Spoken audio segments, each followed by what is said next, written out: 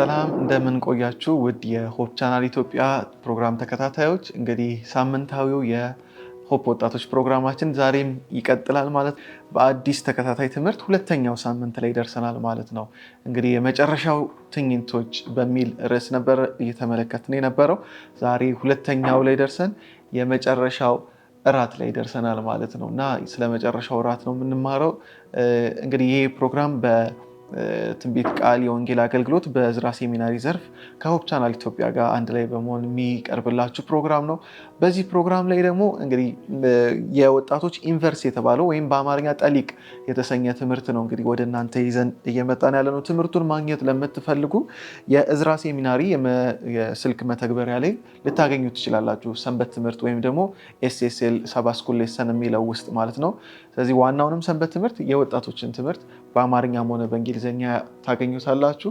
ለሚኖራችሁ ማንኛውም አይነት ጥያቄ አስተያየት ደግሞ ምናልባት ዩቲዩብ ላይ የምታዩት ከሆነ ከስር ኮሜንት ላይ ጽፉልን ትችላላችሁ፣ ወይም ደግሞ ስክሪኑ ላይ በሚታየው ምልክት ታገኙታላችሁ። የባለፈው ትምህርት ምናልባት አመልጧችሁ ከሆነ ደግሞ ሆፕ ቻናል ኢትዮጵያ አማሪክ የተሰኘ የዩቲዩብ ቻናል ላይ ታገኙታላችሁ ማለት ነው። ስለዚህ ትምህርቱን አብረው ለመቀጠል የምትችሉ ከሆነ ያንን እንድትመለከቱት እንጋብዛችኋለን። እኛ ግን ወደ ቀጣዩ ትምህርት እንቀጥላለን። የመጨረሻው እራት እንደባለፈው ደግሞ ዛሬ እንግዶችን ይዘን መተናል። በአሁኑ ግን እንግዶች ሳይሆን ባለፈው ሳምንት የነበሩ ወንድሞቼና እህቴን ይዤ ቀርብ ያለው። ለማስታወስ እህቴ ቅድስት በዚህ በኩል አለች፣ ወንድሜ እስጢፋኖስ እና ወንድሜ ኤልያስ አብረውን አሉ ማለት ነው። እንግዲህ አብረን እንወያያለን ጌታ እንዳስተማረን ማለት ነው። እንዴት ናችሁ? ሳምንታችሁ ጥሩ ነው? በጣም ጥሩ። ስለዚህ እንግዲህ ባለፈው ሳምንት በጣም ደስ የሚል ጊዜ ነበረን። ያለፈው ሳምንት እኔም ለራሴ ብዙ የተማርኩበት የጌታን ፍቅር ገና ለማወቅ እንደገና የጓጓሁበት ትምህርት ነበረ። እንግዲህ ባለፈው ሳምንት ስንማር የነበረው የመጨረሻዎቹን ሁኔታዎች ያፋፋሙ ጊዜያቶች የመጣውን ነገር ነበረ። ስለ አልዓዛር መነሳት አየን። ከዚያ የምስጋና ፕሮግራም ላይ የተፈጠሩ ትናንሽ ችግሮችን አየን። በዛ ውስጥ ደግሞ ጌታ ያስተማራቸውን ነገሮችም አየን እና አሁን በጣም ብዙ ጊዜ ስለሚወራ አሁንም ድረስ ስለምናደርገው መታሰቢያ ስለሆነልን እንደውም የመጨረሻው ራት በሌላ ስሙ ምን ይባላል? የጌታ ራት ይባላል፣ ቅዱስ ቁርባን ይባላል እና በዚህ በጌታ ራት ላይ የሆነውን ነገር ነው የምንመለከተው እና ባለፈው ግራ ያጋቡን ነገሮች አሁንም ይቀጥላሉ። እሱም ምንድነው? የእግዚአብሔር ፍቅር እንደ ሰው ያልሆነው የእግዚአብሔር ፍቅር፣ እንደ ሰው የማይሰራው የእግዚአብሔር ፍቅርና ይህንን እየቀጠልን እንመለከታለንና ታሪኩን ጀስት ለማስታወስ ያክል ፋሲካን የት ልናሰናዳልህ ትፈልጋለህ አሉት። በጣም ከሚገርመኝ ወደ ከተማ ስትገቡ ውሃ የተሸከመ ሰው ታያላችሁ፣ ተከተሉት። ከዛ በኋላ የዛን ቤት ጌታ ሄዳችሁ ጠይቋ። ከዛ ልክ ሲሄዱ እንዳለው ሆነ። ይሄን አይቶ ራሱ ሰው እኮ ታምር መሆን አለበት አይደለ? መቼስ ስንት ሰው እኮ የውሃ ገን ተሸክሞ ይሄዳል። ግን በዛ ሰዓት አንድ ሰው አግኝቶ ያንን ሰው ተከትሎ ያገኙት ሄዶ ቦታውን አገኙ። ሰውየው ደግሞ ትልቅ አዳራሽ ይላል፣ ትልቅ አዳራሽ ነበረው። እዛ ቦታ አዘጋጁለት። በዛ ቦታ የፋሲካ እራት ሆነ። የፋሲካ እራት ላይ ያልጠበቁት ነገር ሆነ። እሱ ምንድነው? ጌታው ረቡኒው መምህሩ ከሁሉም ቦታ ክብክብ አድርገው የሚሉት ጌታ ሄደና ማበሻ ጨርቅና ውሃ ይዞ መጥቶ እግርህን ካላጠብኳልና ያልሆነ በቃ ተአምር የሆነባቸው ነገር ተፈጠረና ስለ ጴጥሮስም ያነሳል። ትምህርቱን ስትመለከቱ ችኩል የሆነው የጌታን ልብ ሁሌ የሚስተው ልክ እንደኛ ማለት ነው። በቃ የጌታን ሀሳብ ሁሌ የሚስት ምስኪን ነው። ጴጥሮስ ስለው በቃ ምስኪን ነው፣ ያሳዝነኝ። ከገባው በኋላ የኖረው ህይወት መልካም ህይወት ቢኖርም እና ግን ምን እንመለከታለን? በቃ ፊት ለፊት ነው ጴጥሮስ፣ በቃ ፊት ለፊት ነው የመጣለትን ይኖራል እና ሙሉ አካልን ካላጠብክ ብሎ ሲናገር ትሰሙታላችሁ። እና እንደዛ ግን አይደለም ብሎ እሱ ግን እግሩ እንዳጠበለት እና ማንም የማይደፍረውን የትህትና ጥግ እንደወረደ እናያለን። ሰው መሆኑ ሳያንሰው እግዚአብሔር ወደዛ እንደወረደ እንመለከታለንና እስቲ ወደ አንተ ልምጣና አንዳንድ ያው ወደኛ ህይወት እንዲመጣ ነው ብዙዎቹን ጥያቄዎችና በተለይ እንደወጣት አሁን ብዙ ጊዜ ቸርች ላይ በቃ ደና አገልግሎት ነው የምንፈልገው።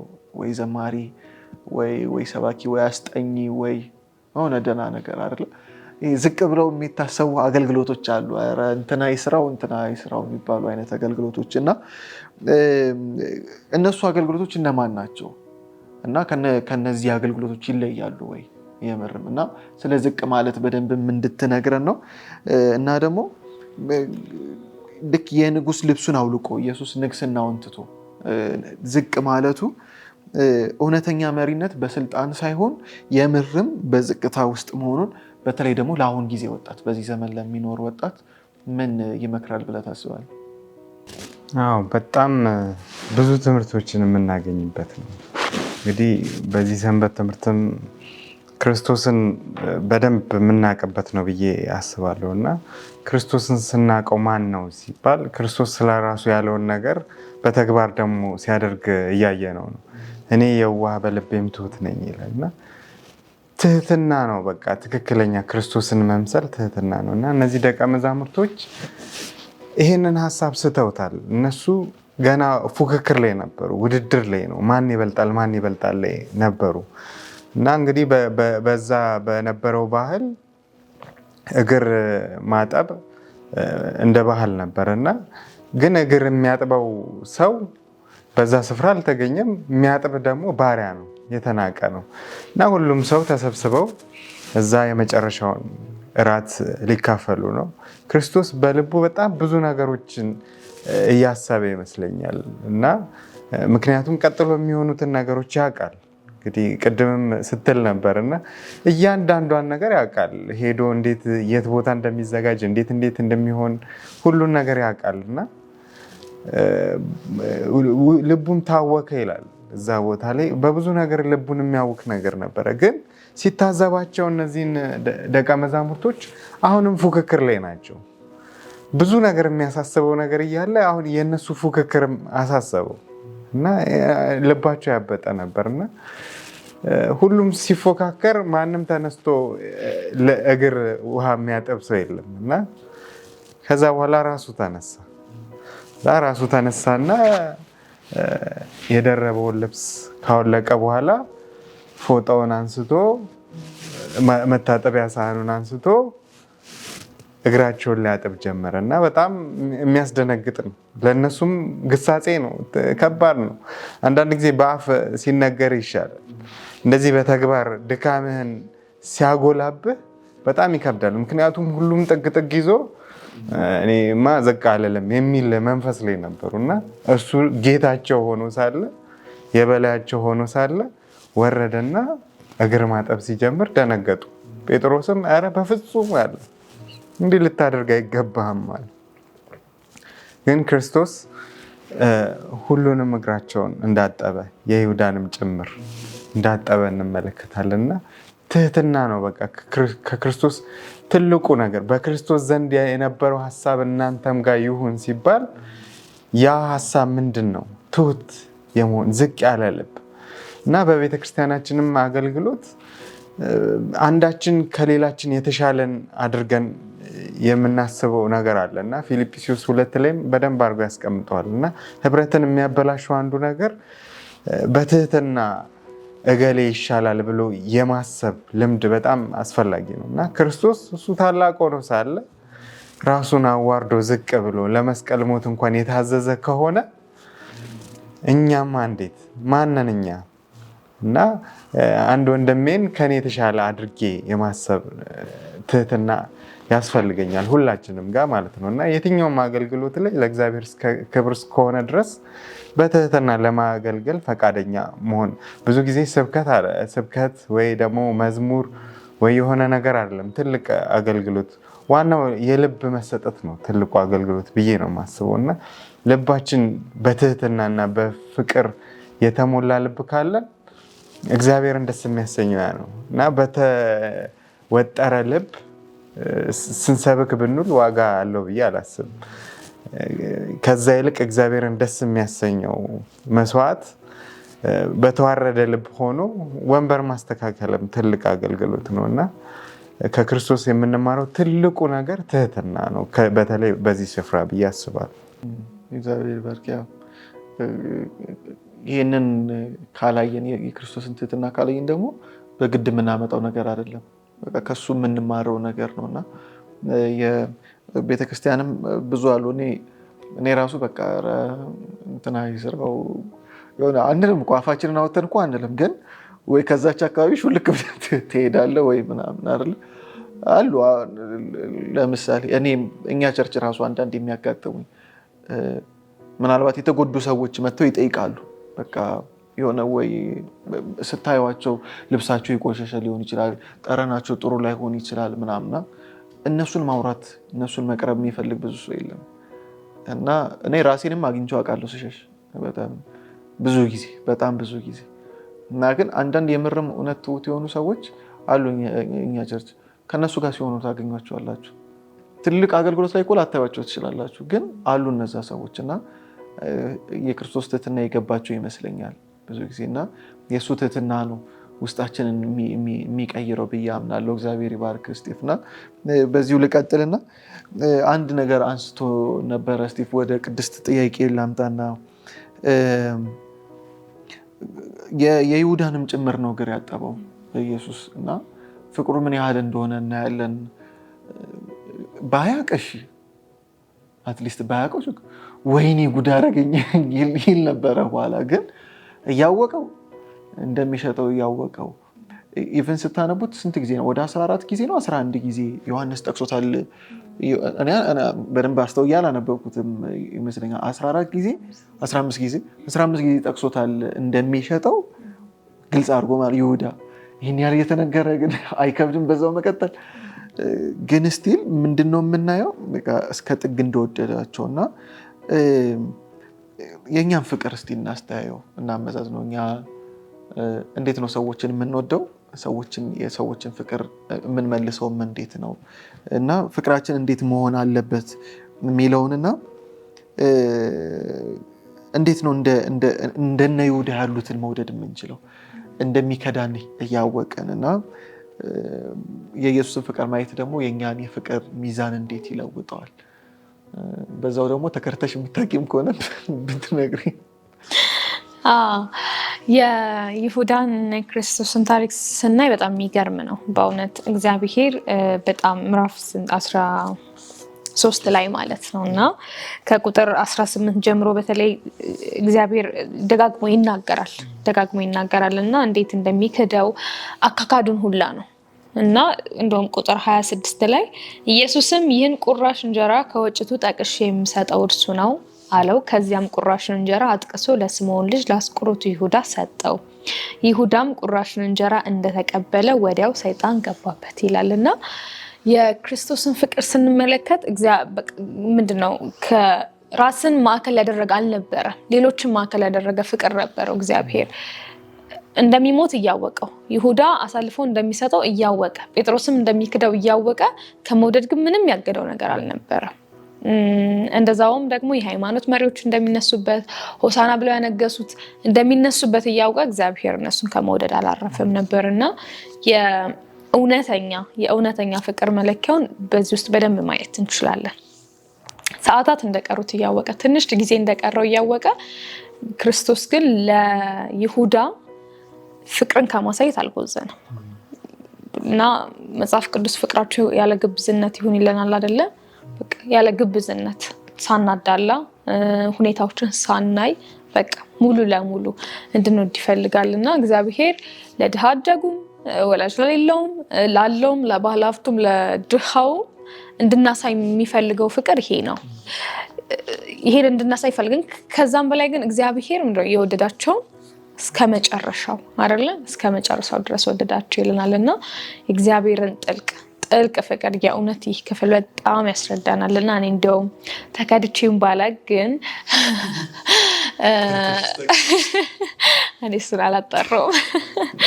ምንድነው ብዙ ጊዜ ያው እኔም ነበረኝ ብዙዎችም ወጣቶች ያስተሳሰብ ይኖራቸዋል ብዬ አስባለሁኝ እና ስንጸልይ እግዚአብሔር የሚቀርበን ሳንጸልይ እግዚአብሔር የሚተወን እና አንዳንዴ በቃ ኃጢአት ሰርተናል ርቀናል እንዴት ወደ እግዚአብሔር እመለሳለሁ እንዴት ተንበርክኬ ጸልያለሁ የሚል ሐሳቦች ያለፍንባቸውም ሰዎች አለን የምናልፍባቸውም ወጣቶች እንኖራለን ብዬ አስባለሁና ግን እግዚአብሔር ለይሁዳ እግዚአብሔር ለጴጥሮስ ያሳየውን ፍቅር ስንመለከት ግን እስከ መጨረሻው አሳልፎ እስኪሰጠው ደቂቃ ድረስ እግዚአብሔር እኮ ሲነግረው እንዲመለስ ነው። እየወቀሰው አልነበረም። እንደውም ባለፈው ሳምንት በነበረን ክፍል ላይ ክርስቶስ ይሁዳን መገሰጽ ይችል ነበር አይደለ?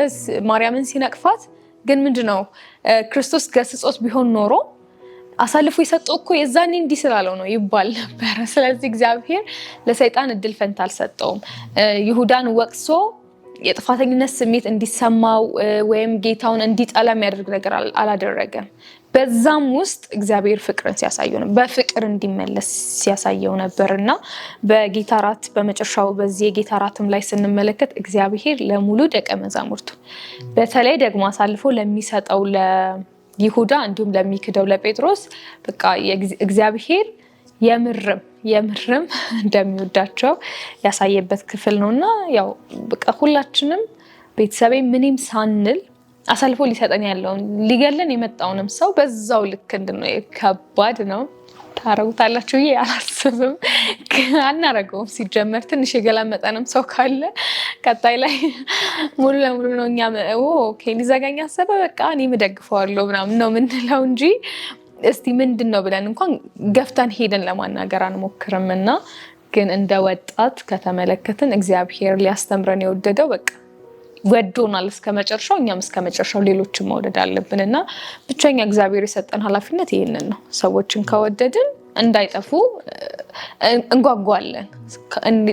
እንዳይጠፉ ከጓጓን ደግሞ ስለ እግዚአብሔር መንገር እነሱን ትሪት ማድረግ ማስተማር ቀጣይ የሚመጣ ነገር ነው። ስለዚህ እግዚአብሔር ሰዎችን ያለምንም ምክንያት ከነጥፋታቸው ከነድክመታቸው እንደተባለው ከነቆሻሻ ልብሳቸው መውደድ ብቸኛ እግዚአብሔር ለሰዎች እንድናሳይ የሚፈልገው ነገር ነው ብዬ አምናለሁ። እግዚአብሔር ይባርክሽ። ከባዱ እስቲ ሰው ከርቶ ያውቃል? አረግልሃለሁ ብሎ አያውቅም። ተባርካለህ። አይ እኔ ገና አዲስ ስለሆንኩ ጥሩ ነው። እስቲ ሜይ ቢ እንትን ላንለው እንችላለን እንጂ ዝም ብለን ብናስበው እንትና እኮ ብሎኝ እኮ በቃ ረስቶኛል ትቶኛል ምናምን የምንላቸው ነገሮች ሊኖሩ ይችላሉ። ግን አሁን ብንጠየቅ በተለይ የምንወዳቸው ሰዎች ቢሆኑ እና አሁን እንደዛ እንደሚያደርጉብህ ብታውቅና ቀድመህ ከዛ ጊዜ በፊት እንደዚህ እንደሚተው ብታውቅ እንደ መጀመሪያው ተወዳቸዋለህ ብትል አናደርገውም በጭራሽ። ቀድም ነበር። በቃ ይሄን ነው የሚያሳየን። በቃ መስቀሉ በተለይ የክርስቶስ ፍቅር እናንተ እንዲህ ናችሁ፣ ኃጢአት እንዲህ ነው ሰው እንድትወድ የሚያደርገ፣ እኔ ግን እንደዚህ ነው የምወድህ ነው መልእክቱ። ዝቅ ብሎ ማጠቡም ያ ነው። በቃ አውቃለሁ ግን ስቲል እመርጣለሁ 100 ጊዜም ቢሆን እዚህ ጋር ብመጣ እያለ ነው ኢየሱስ። እንደዚህ እንደምትክደኝ ባቅ 100 ጊዜ ድጋሚ ብመጣ ዝቅ ብዬ እግርህን አጥባለሁ። በቃ ሌላ ምርጫ የለኝም፣ አንተን ከመውደድ ሌላ ምርጫ የለኝም። ይሄንን የሚያደርገው ደግሞ ኢየሱስ ፍቅር ነው እንዲባል አይደለም እኮ ስለሆነ ነው። በቃ ፍቅር ስለሆነ ነው። እና ያንን በጣም እንመለከታለን እዚህ ውስጥ እና እግዚአብሔር ይርዳን። ምናልባት እኛም ደግሞ የከዳናቸው ሰዎች ሊኖሩ ይችላል። እኛ ብቻ አይደለም የምንከደው፣ በጣም ብዙ ይኖራሉ። ቅድም አላቅም እንዳለችው እኛ አናቅም ሳናቅም ብዙዎቹን ከርተን ሊሆን ይችላልና እግዚአብሔር ይርዳን ብቻ ማስተዋል እንድንችልና ታሪኩን የዚህ ምዕራፍ 13ን ስናነብ ዝቅ ማለት የማንፈልገው ሰው በባህሪው ይህ የኃጢአት ባህሪ ነው። ሲጀመር ቅድም ስቲፍ እንዳለው የመጀመሪያው ሰው ክርስቲያን ሲሆን የመጀመሪያ ባህሪ የምታውቁት ትሁት ይሆናል። ያልነበረው ባህሪ ትሁት በቃ ውርድ ይላል። በቃ ራሱን ክቦ የነበረው ሰው ትሁት፣ ልክ የጳውሎስን ታሪክ ስንመለከተው እንደምንመለከተው አሳዳጅ ምናምን የነበረውን ተቃራኒ ያደርገዋልና እግዚአብሔር የምር ሚንካን ስንነካ እንደዛ መሆናችን ስለማይቀርና ታሪኩን እየቀጠልን ስንሄድ ኢየሱስ እንደሚሞት በደንብ ግልጽ እያደረገ ይመጣል። በቃ ለሞት ነው። ለዛ ነው ልክ ሲጀምር የወደዳቸውን እስከ መጨረሻው በቃ ወደዳቸው፣ ሊለያቸው እንደሆነ ገባው። በቃ ከዓለም የሚሄድበት ጊዜ እንደደረሰና ያው ወንድሜ ጴጥሮስ ይመጣል፣ የኔ መንታ ልክ የመጨረሻው ቁጥሮች ላይ 36 ላይ ምን ይላል? ስምዖን ጴጥሮስም ጌታ ሆይ ወዴት ትሄዳለህ? ኢየሱስም ወደምሄድበት አሁን ልትከተለኝ አትችልም፣ ነገር ግን በኋላ ትከተለኛለህ ብሎ መለሰለት። ጴጥሮስ ደግሞ እንደገና መልሶ ጌታ ሆይ አሁን ልከተለ አለመቻሌ ስለምንድር ነው? ነፍሴን እንኳን ስላንተ እሰጣለሁ። ጥግ ነው። ከዛ ኢየሱስ ምን አለው? ነፍስህን ስለኔ ትሰጣለህ? አዎ የምር ያለ ይመስለኛል። እውነት እውነት እልሃለሁ 3 ጊዜ እስክትክደኝ ድረስ ዶሮ አይጮህ። ዶሮ ሳይጮህ 3 ጊዜ ትክደኛለህ። ምን እንደሚሰማው አላውቅም ጴጥሮስ በዛ ሰዓት፣ ግን ኦቨር ኮንፊደንት አይደለ? በቃ እዚህ ድረስ መጥቼ መረቤን ትቼ ተከትዬ እስከ ሞት እመጣለሁ ጌታ ሆይ ብሎ ነበር። ግን መጀመሪያ ጆሮ ቆርጦ የሸሸው ማን ነው? ጴጥሮስ ነበርና እስቲ ኤሊ ወደ አንተ ልምጣና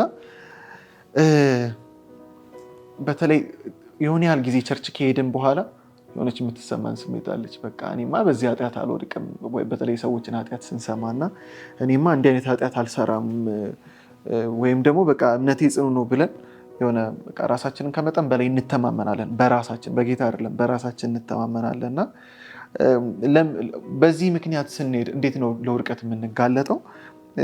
እንደገና ደግሞ ስንወድቅ መውደቃችን ላይቀር ይችላል እና ስንወድቅ እንደ ይሁዳ መጥፋትን ከመምረጥ እንደ ጴጥሮስ ደግሞ ንስሐን መምረጥ የምንችለው እንዴት ነው? እሺ እንግዲህ የጴጥሮስ ታሪክን በደንብ የምናውቀው ታሪክ ነው እና ከጌታ እራት በኋላ እንግዲህ የተደረገ ክስተት ነው ከጴጥሮስ ጋር የነበረው ምልልስ እና ጴጥሮስ የኢየሱስ የቅርብ ጓደኛ ነበር። ኢየሱስ ከ12ቱ እንኳን መርጦ 3 ጓደኞች አሉት አይደል? የቅርብ የምንላቸው ያዕቆብ፣ ዮሐንስ እና ጴጥሮስ አሉ እና ጴጥሮስ ለኢየሱስ የምን ነበር? የቅርብ ወዳጁ ነበረ እና ኢየሱስን እጅግ የሚወድ ሰው ነበረ። እንዲሁም ከሌሎቹ ደቀ መዛሙርት ያላዩትን ራሱ ያዩ ነበር አይደለ? ለምሳሌ ማቴዎስ 17 ላይ እኮ በተራራው ላይ የኢየሱስ መልክ ሲለወጣ ነጭ ሲሆን እንደገና ደግሞ ሙሴና ኤልያስ መጥቶ ሲያወሩትም የተለያዩ ነገሮችን ከኢየሱስ ጋር በጣም ክሎዝ የሆነ ሰው ነበር ጴጥሮስን ስንመለከት እና ነገር ግን ጴጥሮስ ምንም እንኳን ከእግዚአብሔር ጋር ከኢየሱስ ጋር ቀርበ ቢሆንም የኢየሱስ እውነተኛ ወዳጅ ቢሆንም ቢወደውም ነገር ግን ደግሞ ድክመቶች ነበሩበት ሰው ነው እና የባህሪ ጉድለቶች ነበሩበት። ከነዛ ጉድለቶች አንዱ ሁላችንም የምናውቀው ችኩል ነው እንላለን አይደለ? የጴጥሮስ አንደኛው ደካማ ጎኑ ችኩልነቱ ነበር እና ችኩልነቱ የክርስቶስን ዓላማ የመጣበትን ተልእኮ እንዳይረዳ አግዶት ነበረ። ምክንያቱም ለብዙ ነገር ፈጣን ምላሽ ስለሚፈጥን የኢየሱስን የመጣበትን ዓላማ ከመረዳት ብዙ ጊዜ ይቸገር ነበር። ከጴጥሮስ የምናስተውለው አንደኛው ችግሩ ይህ ነበር እና ታስታውሱ ከሆነ ኢየሱስ ሲነግራቸው ማቴዎስ 16 ላይ በካህናት ተላልፌ ይሰጣለው መከራ እንደሚደርስበት ከዛም በኋላ እንደሚሞት እንደሚነሳም ነገራቸው። ከዛ የጴጥሮስ ምላሽ እንደዚህ ነበር። ቁጥር 22 ላይ አይሁንብህ ጌታ ሆይ ይህ ከቶ አይረስብህ ብሎ ሊገስጸው ጀመረ ይላል። በቃ ጴጥሮስ ቶሎ ለመመለስ የሚፈጥን ሰው ነበረ እና ይህ ነገሩ ነበረ የክርስቶስን ዓላማ እንዳይረዳ አድርጎት ነበር። ተልኮ እንዳይገነዘብ አድርጎት ነበር። ክርስቶስ እንደዚህ ይሆናለሁ እያለው ይሄ ግን አይሆንብህ እያለ ሲቃወም እንመለከታለን። ከዚህ ጀርባ አክቹዋሊ ሰይጣን አለ። ምክንያቱም ኢየሱስ ዞር ብሎ ሰይጣንን ገሰጸው ነው የሚለው። ግን በማን በኩል ነበር የመጣው? በጴጥሮስ በኩል ነበር የመጣው። ይህ ችኩልነቱ የክርስቶስን ዓላማ እንዳይረዳ አድርጎት ነበር እና ቅድም እንዳልኩም ደግሞ ዮሐንስ 18 ላይ ኢየሱስን በሚወስዱበት ጊዜ ምን አድርጉ? ሰይፉን ወይም ደግሞ ቢላዋን ወስዶ የሊቀ ካህኑ አገልጋይ የነበረው ማልኮስ የተባለውን ጆሮን ቆረጠው። ይህን ያልኳችሁ የጴጥሮስን ችኩልነት እንረዳ ነው እና ይህ ነገሩ ነበር የክርስቶስን ዓላማ እንዳይረዳ ብዙ ጊዜ ሲይዝበት የነበረው። ሲሰማም ደግሞ ቅድም እንዳልነው መስማት የሚፈልገው የሚሰማ ሰው ነው። ልክ ይሄ የሁሉም የደቀ መዛሙርቱ ባህሪ ነው፣ የህዝቡን ባህሪ ነው። ጴጥሮስም ይህ ባህሪ ነበረበት። ስለ ክርስቶስ መጥፎ ነገር መስማት አይፈልግም። ያንን በቻለው መጠን ለማለፍ ነው የሚፈልገው ወይም ለማስቀረት ነው የሚፈልገው ግን ነው መልካሙን ነው። ከመውደዱ የተነሳ ሊሆን ይችላል፣ ከተለያየ ነገር ብቻ ግን የክርስቶስን ተልእኮ ጴጥሮስ አልተገነዘበም ነበር። እንግዲህ ኢየሱስን ጴጥሮስን ይወደዋል። ለዚህ አንድ ማስጠንቀቂያ ሲልክለት ሲያስገነዝበው እንመለከታለን። ሉቃስ ወንጌል ላይ በደንብ አድርጎ ስለሚገልጸው ወደዛ እንያለን። ሉቃስ ምዕራፍ 22 ላይ ቅድም የተነበበው አይነት ጥቅስ በሉቃስ ላይ እናገኛለን። ቁጥር 31 እና 32 ላይ እንዲህ ይላል። 31 ጌታም ስምዖን ስምዖን ሆይ እነሆ ሰይጣን እንደ ስንዴ ሊያበጥራችሁ ለመነ፣ እኔ ግን እምነትህ እንዳይጠፋ ስለ አንተ አማለድሁ። አንተም በተመለስክ ጊዜ ወንድሞችን አጽናለ። እርሱም ጌታ ሆይ ወደ ወህኒም ወደ ሞትም ከአንተ ጋር ለመሄድ የተዘጋጀው ነኝ። እርሱ ግን ጴጥሮስ እልሃለሁ እንድታውቀኝ 3 ጊዜ እስክትክደኝ ድረስ ዛሬ ዶሮ አይጮህም አለው ይላል። ይህ ነበር ከኢየሱስ የመጣልን ለጴጥሮስ ማስጠንቀቂያ። ምን ትለኛለህ? ዶሮ ከመጮሁ በፊት 3 ጊዜ ትክደኛለህ። ጴጥሮስ ግን ምን ነበር ያለው? ለአንተ ልታሰር እችላለሁ፣ እንደ ከከፋ መሞትም ቢሆን አልደራደርም በአንተ ጉዳይ አለ። ተቃወመ። ኢየሱስ የነገረው ነገር ትክደኛለህ ሲለው ጴጥሮስ አልተዋጠለት፣ የሚክደው መስሎ አልታየውም ነበር። እና ጴጥሮስ የተናገረው ከልቡ የነበረውን ነው፣ የሚያስበውን ነው። ውስጡ የሚነግረው ይህን ነበረ። በቃ ለክርስቶስ ከመሞት የሚያግደው እንደሌለ ነገር ነው የሚያውቀው። ምንም ቢመጣ እስራትም ሆነ ሞት ለኢየሱስ ከመሞት የሚያግደው ነገር እንዳለ ጴጥሮስ የሚያውቀው ነገር የለም። በቃ በስጋው ሙሉ ለሙሉ ምንድነው ዝግጁ ነው። ምንም የሚጎድል ያለ ነገር አይመስልም። ፈተናም ቢመጣ በቃ የሚያደርገው ይመስል ነበር። ነገር ግን መንፈሳዊ ህይወት፣ መንፈሳዊ ነገር በአጠቃላይ በህይወት መኖርም መንፈሳዊ ህይወት መኖር ሊሆን ይችላል። መስዋዕትነት ያለ እግዚአብሔር ጸጋ፣ ያለ እግዚአብሔር መንፈስ የሚገፋ ነገር አይደለም።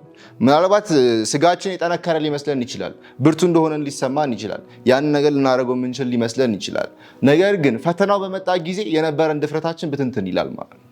በዛ ፈተና ውስጥ ጸንተን እንድንቆም የሚያደርገን የሚያሳልፈን ያ መንፈስ ነው፣ ያ ጸጋ ነው። ከዛ ውጭ ያለን ድፍረት በዜሮ ነው የሚባለው። ምንም የሚያመጣው ለውጥ የለም።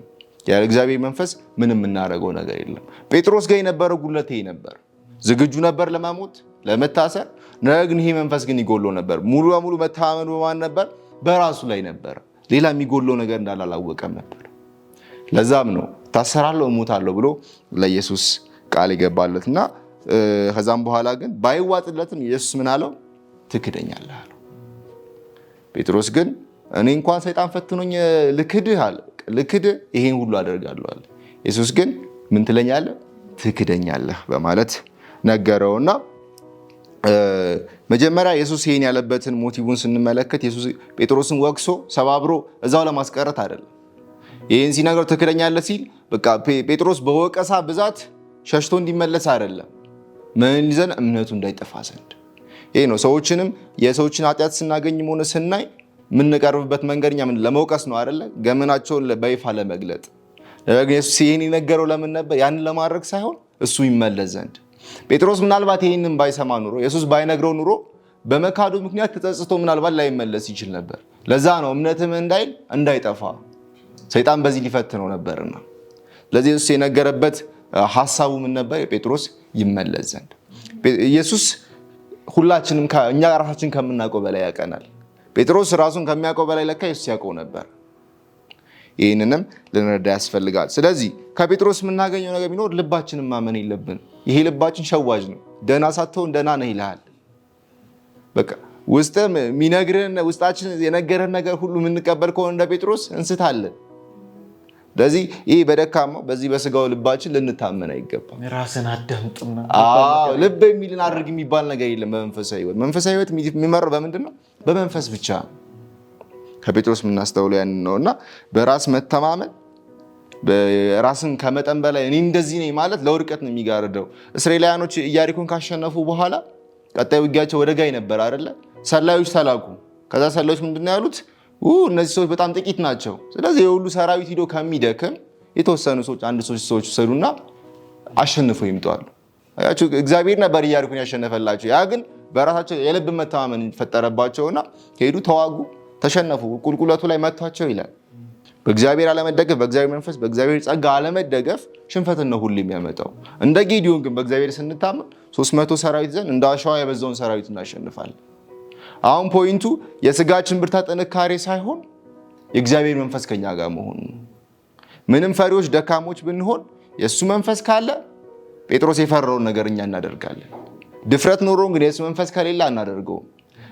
ያ ጥንካሬያችን ፈተናው ብትንትኑን ያወጣብናል ማለት ነው። ስለዚህ የእግዚአብሔር መንፈስ አስፈላጊነቱን በደንብ ያስረዳናል ማለት ነው። ስለዚህ ለራሳችን ከፍተኛ ግምት መስጠት የለብንም። እኔ እንደዚህ አይነት ሰው ነኝ፣ እኔ እንደዚህ አይነት ኃጢአት አልሰራም የሚል ነገር ሊያታልለን አይገባም። ያንን ነው የሚያስተምረን። እና ጴጥሮስ እኮ ለኢየሱስ እየዋሸው እኮ አይደለም። ለአንተ ሞታለሁ እታሰራለሁ ሲለው እኮ እየዋሸው እኮ አይደለም። ያ እኮ በትክክል ከልቡ ውስጥ ያለ ነው።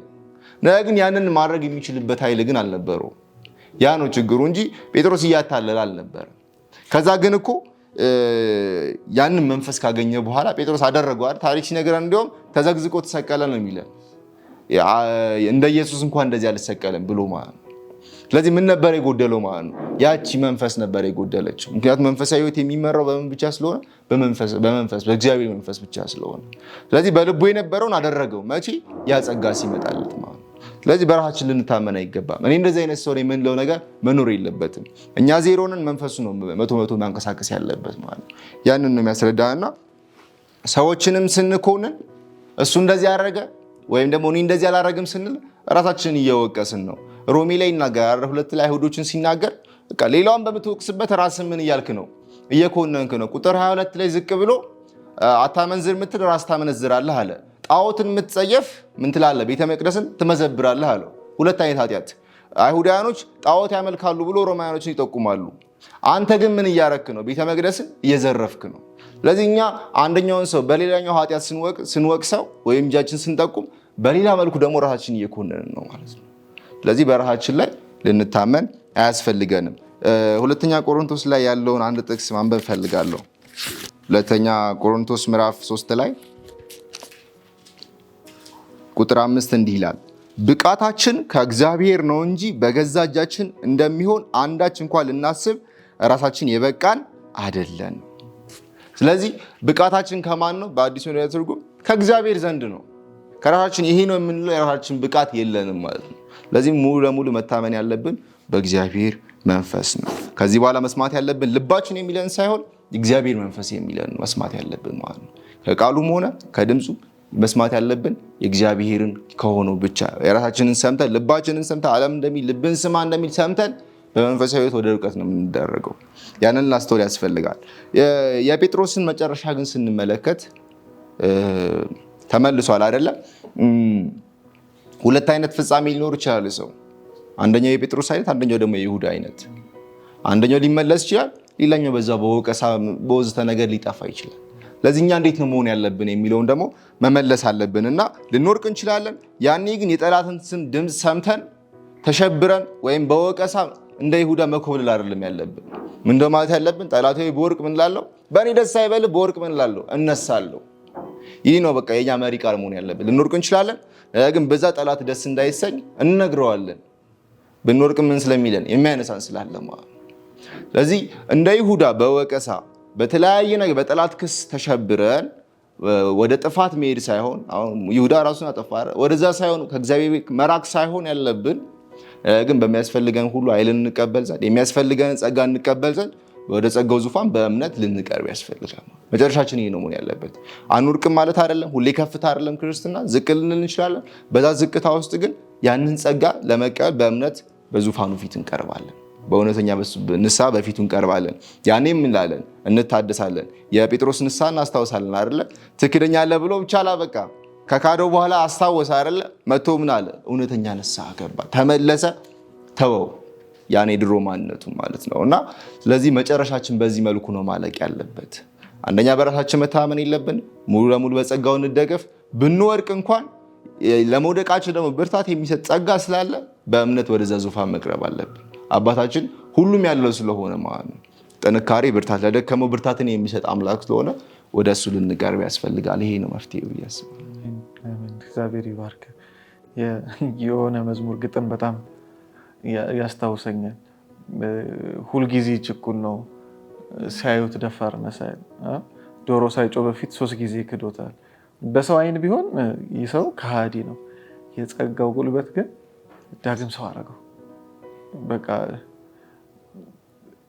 ችግሩ ሁሌ አይናችን እኛ ላይ ስለሆነ በቃ ወድቀን የምንቀረው። ቅድም እንዳልነው ተሰሚነታችን ሌቭሉ የሚለካው በቃ ጌታ የሚሰማን በእኛ ልፋት ልክ ነው። በቃ ባለፈው ቅዳሜ ቸርች ሄደ ውለ ከመጣ ቅዳሜ ማታና እሑድ ሳምንቱን ጌታ ይሰማል። ባለፈው ቅዳሜ ቸርች ካልሄድክ ወይ የሆነ ኃጢአትም ከሰራ በሳምንቱ መሀል ጌታ አይሰማኝም አይደለም። የጸጋው ጉልበት ያነሳል። ከጴጥሮስ ታሪክ የምንመለከተው ይሄ ነው። ጸጋው ያድናል እና በእምነት መጽደቅ ሰው የገባውለት እንደነበር አይሆንም። በእምነት በእግዚአብሔር ጸጋ እንደሚጸድቅ ያወቀለት እንደነበር አይቀጥልም እና ይሄ እንዲገባን እግዚአብሔር ይርዳን። ምክንያቱም ስራውን እሱ ጨርሶታል። እኔ ሰርቼዋለሁ እያለ ነው አይደለ? ቅድም ያነሳው ጥቅስ ላይ እኔ ስላንተ ማለድኩ ይላል። ሌላም መዝሙር አለ አይደለ? እኔ ሳልጸልይ እሱ ለእኔ ጸለየልኝ ይላል አይደለ? በቃ እኔ ምንም ሳላደርግ እሱ በሆነልኝ ነው። ያው ያዳነው ነገር ያው የያዘን ያተረፈን ከዘላለም ሞት ያወጣን እሱ ራሱ ነው ቅድስናችን የሚመራው እና በመንፈስ እንድንመራ እግዚአብሔር ይርዳን። አንጠልጥሏት የቀራትን ጥቅስ ብቻ ላነባት እወዳለሁ። ቁጥር 6 ያነበበልን 2 ቆሮንቶስ ምዕራፍ 3 ቁጥር 5 ነበርና 6 ስናነብ ምንድነው የሚለው? ከ5 ጀምሬ ላንብበው። ብቃታችን ከእግዚአብሔር ነው እንጂ በገዛ እጃችን እንደሚሆን አንዳችን እንኳን ልናስብ ራሳችን የበቃን አይደለንም። እርሱም ደግሞ በመንፈስ እንጂ በፊደል ለማይሆን ለአዲስ ኪዳን አገልጋዮች እንሆን ዘንድ አበቃን። ፊደል ምን ያደርጋል? ይገድላልና፣ መንፈስ ግን ሕይወት ይሰጣል። ይሄ ቃል መንፈስ ሲኖርበት ነው የእውነት ሕይወት የሚሆነው። ምክንያቱም በጣም ብዙ ሰዎች የሚያውቀዋል። እኛ እዚህ ተቀምጠን የእነሱን ሩብ እናውቃለን፣ ትንትን አድርገው የሚናገሩ። የእውነት መንፈስ ያለበት ሰው ግን የገባትን ይኖርባታል እና በመንፈስ እንድንመራ እግዚአብሔር ይርዳን። ምናልባት የምትጨምሩት አለ? እኔም ደግሞ በተለይ ከዚህ ክፍል የተማርኳቸው ነገር ምንድን ነው? እግዚአብሔር ያሳፍርሃል። በቃ የሆነ ብዙ ጊዜ እግዚአብሔርን ባህሪ ካየህ አቅምህን እንድታውቅ ያደርጋል። በቃ እኔ ቆምኩኝ በረታው ምናምን ስትል ደካማ በታሪክ ውስጥ በዘመናት ውስጥ ስታይ የእስራኤልን ታሪክን ሁሉ ስታይ በቃ እነሱ የሚጠቀሙትን አማራጮች ወይም ደግሞ እነሱ ጠንካራንን ብለው በሚያስቡበት ነገር አይጠቀምም እግዚአብሔር። ደካማ መሆንህን ሽምድምድ ማለትህን ሲያቅ እሱ ስራውን ይጀምራል እና የጴጥሮስንም እንደዛ ነው ያሳፈረው። በቃ እኔ እችላለሁ፣ እኔ አደርጋለሁ፣ እኔ ጎበዝ ነኝ፣ እኔ ጀግና ነኝ የሚለው ነገር እግዚአብሔር ጋር ይሰራል። እንደዛ ስትል እንደውም ያሳፍርሃል። እኔ እንደውም ለአንተ እኮ ለመንኩልህ እያለው ነው እና ጴጥሮስ መጨረሻ ላይ እንዴት ወድቆ እንደተገኘ እንመለከታለን እና የይሁዳን ስንመለከት ግን እዚህ የጴጥሮስ ላይ አንድ ላነሳ የምፈልገው ጥቅስ ምንድን ነው? በጣም ትልቅ ፕሪንሲፕል አለ እግዚአብሔር የሚናገረው። እግዚአብሔር ልባቸው ለተሰበረ ቅርብ ነው፣ መንፈሳቸው የተሰበረውንም ደግሞ ያድናቸዋል። በቃ እግዚአብሔር ሁል ጊዜ የሚቀርበው የተዋረደ ልብ ያለው ነው። በቃ ልቡ ከፍ ያለ ሰው በራሱ አደርጋለሁ የምትለው ሞክረው ይልሃል። ከዛ ከወደክ በኋላ ደግሞ ይደርሳል እና ለሎዶቅያን ቤተክርስቲያን የተሰጠው መልእክት ይሄ ነው አይደል? በቃ ሀብታም ነኝ፣ ሁሉ ነገር አለኝ፣ አንድም አይጎለኝም ምናምን ትያለሽ። ነገር ግን የተራቆትሽ ድሃ ደካማ እንደሆንሽ አታውቂም እና ማንም የቆመ የመሰለው እንዳይወድቅ ባይዘዌ ጠንካራ ነን ቆመናል ብለን ካሰብን በጣም መጠራጠር አለብን። ብዙ ጊዜ እናቶች ብዙ አያውቁም አላዋቂዎች የሚባሉ ሰዎች የድፍረት ንግግር አይናገሩም፣ እሱ ያውቃል ይላሉ እና ብዙ እኛ የዘመን ወጣቶች ደግሞ የምንዳፈረው ነገር አለ። በቃ በራሳችን ነገር በእግዚአብሔር ጸጋ ይሳበብ እንጂ በራሳችን እንደምንወጣው አድርገን የምናወራቸው ነገሮች አሉ እና መጠንቀቅ አለ። ይሄ ትህትና መጥፋት የለበትም። ይሄ ፍርሃት፣ መንቀጥቀጥ፣ ራስን ሁልጊዜ ማስገዛት፣ ሁልጊዜ በቃ የክርስቶስን እርዳታ መፈለግ፣ ክርስቶስ ላይ ጥገኝነት የሚባለውን ነገር በጣም ልባችን ውስጥ ሊቀመጥ ይገባል። በቃ ይሄ የትህትና መንፈስ ማለት ነው። ሁለተኛ ከይሁዳ ደግሞ የታዘብኩት ይሁዳን ሲናገረው ልክ እንደ መንፈስ ቅዱስ ወቀሳ አድርጌ ነው የወሰድኩት። ደጋግሞ እየነገረው ነበር እንዳወቀበት። ክርስቶስ ተሸውዶ አይደለም። አስቀድሞ ገና ሲመጣ ጀምሮ ገና ከመገናኘታቸው ጊዜ ጀምሮ እንደሚከዳው ያውቃል። ደግሞ ተከተለኝም ብሎ አይደለም የተከተለው እና ከመጀመሪያው ጀምሮ ያውቀዋል ይሁዳን። እዛች ቦታ ላይ ደግሞ በተደጋጋሚ በተለያዩ ምልክቶች ተናግሯል። መጨረሻም ነግሮታል፣ የምታደርገውን ነገር ቶሎ አድርገ ብሎታል። ግን ይህ ሁሉ ነገር ሲባል እምቢ አለ። በቃ ይሁዳ ያን ሁሉ ወቀሳ ትቶ ካፈርኩ አይመልሰኝ አይነት ነገር ማለት እና በቃ እምቢ። አንዳንድ ጊዜ መንፈስ ቅዱስ አንዳንድ ጊዜ ሲያጋልጠን አንዳንድ ኃጢአቶችን ስናደርግ መንፈስ ቅዱስ ይመክረናል፣ ይገስጸናል፣ ሁልጊዜ ደጋግማ ያሳውቀናል፣ በተለይ ጊዜው ሲደርስ እና አንዳንዶቻችን ይህን የመንፈስ ቅዱስ ወቀሳ ችላ ማለት በጣም አደገኛ ነገር ነው። የይሁዳ ዕጣ ፈንታ ነው የሚጠብቀን እና በጣም መጠንቀቅ ያለብን ነገር ቢኖር በቃ እንደ ኦልሬዲ ከታወቀ እና ምን ያህል ደካማ መሆናችንን ካወቅን፣ ምን ያህል ከዳተኞች መሆናችንን ካወቅን እንደ ጴጥሮስ አልቅሰን እግሩ ስር መገኘት ይሻለናል እና ይሄ የሆነ ወቀሳ ሰምተን በዛው የድፍረት ጉዟችንን ልንገታ ይገባል ብዬ አስባለሁ። እና መጨረሻ ማነሳት ሀሳብ ምንድነው? ይሁዳም ከሄደ በኋላ ክርስቶስ የተናገረው ሀሳብ አለ እና እኔ እንደወደድኳችሁ እርስ በርስ ተዋደዱ የሚለው ሀሳብ በጣም ከባድ ሀሳብ ነው። 13:1 ላይም አንስተነዋል። የወደዳቸውን እስከ መጨረሻ ወደዳቸው የሚለውን አንስተን እዚህ ጋር ደግሞ የእሱን ፍቅር አይተናል። እርስ በርሳችሁ ተዋደዱ ቢል ቀላል ነበር። እኔ እንደወደድኳችሁ የሚለው ግን ጠንካራ ነው። እሱ የወደደበት ፍቅር ከባድ ነው እና ወንድሞቻችን በምን አይነት ፍቅር ነው እንድንወድ የተጠራ ነው የሚለውን እንድናስተውል ያደርጋል እና ከደማችን ጋር እንዲዋሃድ ነው እግዚአብሔር የሚፈልገው። ይሄ የእሱ ማንነት። ለዚህ ነው ቆርሶም የሰጣቸው። ይህ ስለ እናንተ የተቆረሰው ስጋዬ ነው። ይሄ የሚቀባ ነገር አለ የሚሰጣቸው። የሚቀባ ነገር ከውጭ ሊታይ ይችላል፣ ወደ ውስጥ የሚገባ ነገር ነው። ይሄ ደግሞ ስለ እናንተ የፈሰሰው ደሜ ነው እና ብሉት፣ ጠጡት። ሲበላ ሲጠጣ የሆነ ነገር ከደም ስር ጋር ይያዛል። በጣም ጥልቅ ነው እና ጥልቅ የሆነ መታሰቢያ ነው ጥሎ የሄደው ክርስቶስም እና ይሄ የጌታ እራት የሚባለው ጥልቅ የሆነ ትርጉም ያለው ነገር ነው። ከደማችን ጋር ከማንነታችን ጋር እንድናዋህደው ነው እና እግዚአብሔር ይርዳን። እንኳን የጌታ እራትም ተባለ የደቀ መዛሙርት እራት የሚባል ኖሮ ከበር ጌታን ራሱን ስለሆነ የምናገኝ እና ይሄ ነገር ባያልቅ ደስ ይለኝ ነበር፣ ግን ያው በሰዓት ስለምንገደብ ብቻ እና ይሄ የምር እኔ ከዚህ እንዲጀምርልኝ እግዚአብሔር ይርዳን። በቃ መኖር ከዚህ እንድንጀምር እግዚአብሔር ይርዳን። ይህን ፍቅር ካላስተዋልን አይሆንም አይደለ?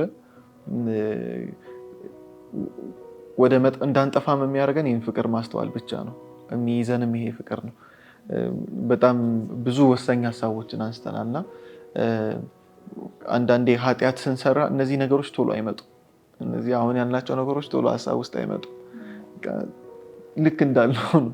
በቃ በዛው መሄድ ነው እንጂ የሚቀናን በቃ ኃጢአት ሰርቻለሁ፣ በቃ ጌታ ከዚህ በኋላማ አይሰማኝም፣ በቃ አልጸልይም፣ አላነብም እና እግዚአብሔር ይርዳን። በዛ ሰዓት ይሄ አሁን ያወራነው ነገር ወይም አሁን የሰማነው ነገር በመንፈሱ አማካኝነት መጥቶ እንዲነግረን እንዲህም ብለህ ነበር ዛኔ የተናገርከው አንተ ሳትሆን ራሱ የእግዚአብሔር መንፈስ በአንተ በኩል ሆኜ ነው የተናገርኩት። ስለዚህ አሁንም የመጣሁት ያ መንፈስ ራሴ ነኝ ብሎ ያጽናናል፣ እኛንም የሚሰሙንንም ያጽናናቸው እና እግዚአብሔር አብዝቶ ይባርካችሁ። እንግዲህ ተመልካቾቻችን በምዕራፍ 13 ላይ የነበረን ቆይታ ይህንን ይመስል ነበረ። ብዙ ነገር እንደተማራችሁ ተስፋ እናደርጋለን። ራስንም ከፍ ከፍ አለማድረግ፣ አንወድቅም ብሎ አለማሰብ፣ የክርስቶስን ፍቅር ደግሞ ማየት፣ እንዲሁም ደግሞ የዝቅታ መንፈስ እግዚአብሔር እንዲሰጠን በቃ ራሳችንን ዝቅ ማድረግ። ከየት ነው የሚመጣው? ዝቅ ያለውን በማየት ሌላ አይደለም። በቃ ስለኔ ዝቅ ያለውን ስለኔ የተዋረደውን ጌታ ማየት እንድንችል በቃ ስለየራሳችን ዝቅ ያለውን ጌታ ማየት እንድንችል እግዚአብሔር ይርዳን። እናንተም በያላችሁበት ይሄ መንፈስ እንዲያገኛችሁ ጸሎታችን ነው። ይህችን ውይይታችን ስንጨርስ ግን በጸሎት እንጨርሳለን። ስለዚህ እንጸልይ። በሰማይ ያለ አባታችን ሆይ እንደገና እናመሰግንሃለን። ይሄ እድል ካንተ ስለተሰጠን ስላንተ እንድናወራ ስምን እንድንጠራ እንድንቀርብ እንድናውቅ ጌታ ሆይ ከቃል ደግሞ ድንቅን ነገር እንድናይ ይሄ ጊዜ ስለተሰጠ እናመሰግንሃለን። በዚህ ሰዓት ደግሞ ፍቅርን ስለገለጥክልን እናመሰግንሃለን። ኢየሱስ የፍቅር ሁሉ ምንጭ፣ የፍቅር መለኪያ፣ የፍቅር ትርጉም ስለሆንክልን እናመሰግንሃለን። ቃልህ እንደሚለው ጌታ ሆይ የፍቅር ትርጉም አንተ ስለሆንክ ጌታ ሆይ ፍቅር ማለት እግዚአብሔር ልጁን እንደሰጠ ነው እንደሚል እኛ አንተ እንደወደድክን ሳይሆን አንተ እኛ እንደወደድከን ስለሆነ እናመሰግንሃለን። ይህን ፍቅር ማስተዋል እንድንችል አንተ እርዳን ጌታ ሆይ። ምናልባት ይህን ቪዲዮ የሚመለከት ወንድሜ እህቴ በኃጢአት የደከመን በጥፋት ውስጥ ያለን ካለን እባክህ ያ መንፈስ መጥቶ ያጽናናን ጌታ ሆይ፣ ይመልሰን። ዛሬም ወደ አንተ መቅረቢያችን ጸጋህ ብቻ እንደሆነ እንዲገባን አንተ እርዳን። የኛ ፐርፎርማንስ የኛ ስራ ወደ አንተ የሚያቀርበን እንዳልሆነ እንዲገባን አንተ እርዳን። የሰራህልን ብቻ እንደሚበቃ ጌታ ሆይ፣ ወደ አንተ የሚያቀርበን የአንተ ስራ ብቻ እንደሆነ ጌታ ሆይ፣ ደምህ ብቻ እንደሆነ እንዲገባን አንተ እርዳን ጌታ ሆይ። ደግሞ አሁንም እንዳልነው ይሄ ቃል መብል እንዲሆነን መጠጥ ሆኖን ውስጣችን እንዲዋሃድልን እንለምንሃለን። እንድንኖርበት አንተ አግዘን። ስለሰማህን ተመስገን። በሞተልን በልጅህ በኢየሱስ ክርስቶስ ስም አሜን። እንግዲህ እግዚአብሔር ይባርካችሁ ተመልካቾቻችን። ስለነበረን ቆይታ እግዚአብሔርን እጅግ አድርገን እናመሰግናለን። በቀጣይ ደግሞ የሶስተኛውን ሳምንት ትምህርት ይዘን እንመጣለን። እንግዲህ ለማንኛውም ሀሳብ፣ አስተያየት፣ ጥያቄ ከታች ያሉትን መረጃዎች መጠቀም ትችላላችሁ። እንደገና ደግሞ እስቲ ለወዳጅ ዘመዶቻችን በመላክ ለጓደኞቻችን በመላክ ደግሞ ሊጽናኑ የሚፈልጉ ወንድሞች እህቶቻችንን እንድናበረታቸው እንጋብዛችኋለን። ይሄ ቪዲዮ ምናልባት መጨረሻ ላይ ደርሳችሁ ያመለጣችሁ ካላችሁ በሆፕ ቻናል ኢትዮጵያ አምሃሪክ የተሰኘው የዩቲዩብ ቻናል ላይ ያገኙታል። እዛ ላይ በመሄድ ሰብስክራይብን በማድረግ ቻናሉን ቀጣይ የሚለቀቁ ቪዲዮዎች እንዳያመልጧችሁ እንጋብዛችኋለን። ከቀሪ የሆፕ ቻናል ኢትዮጵያ ፕሮግራሞች ጋር አብራችሁ እንድትቆዩ እየጋበዝናችሁ ከወዲሁ እኛ እንሰናበታችኋለን። እግዚአብሔር ይባርካችሁ።